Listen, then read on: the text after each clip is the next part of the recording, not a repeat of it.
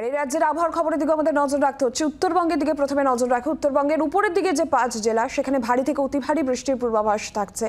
আর চলতি সপ্তাহে দক্ষিণবঙ্গে সেখানেও ভারী বৃষ্টির সম্ভাবনা থাকছে। আজ থেকে সেই বৃষ্টির পরিমাণ বাড়বে বলেই জানাচ্ছে হাওয়া অফিস। গোটা কলকাতা জুড়েই কার্যত অবিরাম হালকা থেকে মাঝারি বৃষ্টির পূর্বাভাস দিচ্ছে আলিপুর আবহাওয়া দফতর। গত 24 ঘন্টায় কলকাতায় আলিপুরের 43.9 মিলিমিটার বৃষ্টিপাত। সপ্তাহভর বৃষ্টি উত্তরবঙ্গ জুড়ে, এবং উত্তরবঙ্গে আমরা দেখছি যে টানা বৃষ্টির জেরে কিন্তু রীতিমতন বিপর্যস্ত অবস্থাই বলা যায়। নদীগুলির জলস্তর ক্রমশই বাড়ছে। তিস্তার জলস্তর বাড়ছে। তিস্তা বাজার সহ সংলগ্ন এলাকা আমরা দেখছি জলমগ্ন অবস্থা, এবং বেশ কিছু জায়গায় ধস নামছে, এবং যোগাযোগ ব্যবস্থাও কিন্তু ব্যাহত হচ্ছে তার জেরে। অন্যদিকে দক্ষিণবঙ্গেও কিন্তু বৃষ্টির পূর্বাভাস থাকছে সপ্তাহভর হালকা থেকে মাঝারি বৃষ্টি, এবং আজকে থেকে বৃষ্টির পরিমাণ কিছুটা বাড়বে। দুই প্রতিনিধি আমাদের সঙ্গে রয়েছেন, আমাদের সঙ্গে অয়ন ঘোষাল রয়েছেন, আর এরই পাশাপাশি জলপাইগুড়ি থেকে আমাদের সঙ্গে আমাদের আর এক প্রতিনিধি প্রদ্যুৎ রয়েছেন। আমি অবশ্যই জলপাইগুড়ির পরিস্থিতি, উত্তরবঙ্গের পরিস্থিতি প্রদ্যুতের কাছ থেকে জানবো, তবে তার আগে অয়নের কাছে আসি। অয়ন, কি বলছে আলিপুর আবহাওয়া দফতর সামগ্রিকভাবে? অবশ্যই দক্ষিণবঙ্গ এবং উত্তরবঙ্গের পূর্বাভাস কি থাকছে?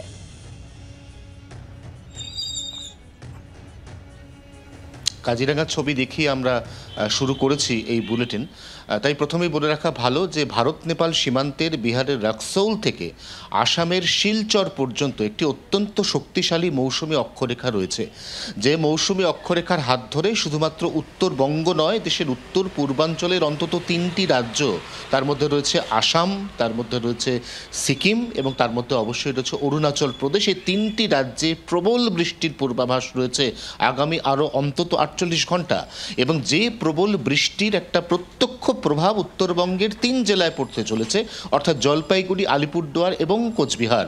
তার পাশাপাশি আনুষঙ্গিক প্রভাব পড়তে চলেছে 2 পার্বত্য জেলা দার্জিলিং এবং কালিম্পংয়ে, এবং তার পরোক্ষ প্রভাব পড়তে চলেছে মালদা এবং 2 দিনাজপুরে। অর্থাৎ মোদ্দা কথা হচ্ছে উত্তরবঙ্গের সবকটি জেলা আগামী 48 ঘন্টায় কোথাও অতি প্রবল, কোথাও ভারী বা কোথাও অতি ভারী বৃষ্টি পেতে চলেছে। এরপর সরাসরি চলে আসা যাক দক্ষিণবঙ্গের দিকে। গাঙ্গেয় দক্ষিণবঙ্গের উত্তরের দিকের প্রথম জেলা অর্থাৎ মুর্শিদাবাদ এবং তার লাগোয়া জেলা বীরভূম, এই 2টি জেলা আজকে অপেক্ষাকৃত অনেক বেশি বৃষ্টি পাবে। এই 2 জেলাতে দিনের বিভিন্ন সময় একাধিক দফাতে ভারী বৃষ্টি হতে পারে। বাদবাকি যে পশ্চিমাঞ্চলের জেলা পুরুলিয়া, বাঁকুড়া, পশ্চিম বর্ধমান, পশ্চিম মেদিনীপুর, এই জেলাগুলিতে বিক্ষিপ্তভাবে হালকা থেকে মাঝারি বৃষ্টি চলবে। দিনের কোনো কোনো অংশে ওড়িশা লাগোয়া পশ্চিম মেদিনীপুরের একাধিক অংশ, সেই অংশগুলিতে বিক্ষিপ্তভাবে ভারী বৃষ্টির পূর্বাভাস রয়েছে।